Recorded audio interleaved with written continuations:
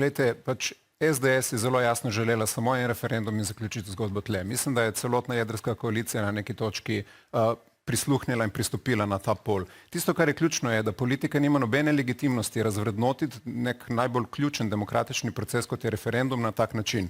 Noben pismen človek v tej državi ne razume tega vprašanja kot ali ste za uporabo jedrske energije.